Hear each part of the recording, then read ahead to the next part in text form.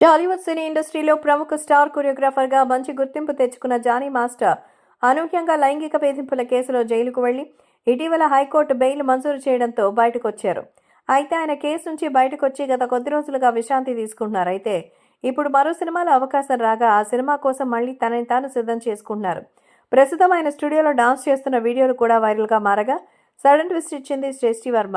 ఎన్ని రోజులు మీడియా ముందుకు రాని సృష్టి వర్మ సడన్ గా ఒక ఇంటర్వ్యూతో జానీ మాస్టర్ గురించి సంచలనమైన కామెంట్స్ చేసింది. దీంతో మళ్ళీ జానీ మాస్టర్ వార్తల్లో నిలిచారు.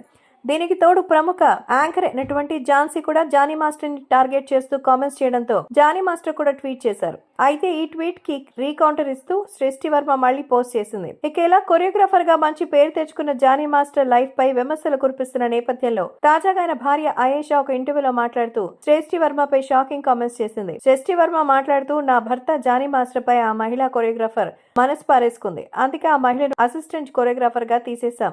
ఒకవేళ మాస్టర్ ఆమెపై 6 ఏళ్లుగా లైంగిక దాడికి పాల్పడితే ఆమె ఇప్పుడిచ్చి ఫిర్యాదిచ్చి మరి స్పెషల్ గా కంప్లైంట్ చేయడం ఏంటి? ఆ మహిళా చెల్లి చదువు కోసం మేమెంతో సాయం చేశాం. ఆమెకు డాన్స్ అసోసియేషన్ సభ్యత కూడా ఇప్పించింది మేమే అంటూ ఎన్నో విషయాలు చెప్పింది. పోలీసులు మళ్లీ జానీ మాస్టర్ కి ఊహించని షాక్ ఇచ్చారు. లైంగిక వేధింపుల కేసులో మరోసారి కదలికలు మొదలయ్యాయి. ఈ కేసుని దర్యాప్తు చేస్తున్న పోలీసులు కీలక ఆధారాలు సేకరించి ఛార్జ్ షీట్ దాఖలు చేశారు. ఇదిలా ఉండగా గతంలో ఈవెంట్స్ పేరుతో ఇతర ప్రాంతాలకు వెళ్లినప్పుడు ఆమెపై లైంగిక దాడులు చేసినట్టుగా సమాచారం. అంతా ముగిసిపోయింది అనుకున్న టైంలో జానీ మాస్టర్ కి మళ్లీ కొత్త తలనొప్పి మొదలైంది. గత ఏడాది సెప్టెంబర్ 15వ తేదీన నార్సింగ్ పోలీస్ స్టేషన్ లో జానీ మాస్టర్ పై కేసు నమోదవగా 36 రోజుల పాటు చంచల్ కూడా జైల్లోనే ఉన్నారు. దీంతో ఆయనకు వచ్చిన నేషనల్ అవార్డు కూడా రద్దయిపోయింది. ఎట్టకేలకు హైకోర్టు కండిషనల్ బెయిల్ మంజూరు చేయగా ఇప్పుడు మళ్లీ జానీ మాస్టర్ కి కొత్త చిక్కులు ఏర్పడ్డాయని చెప్పొచ్చు.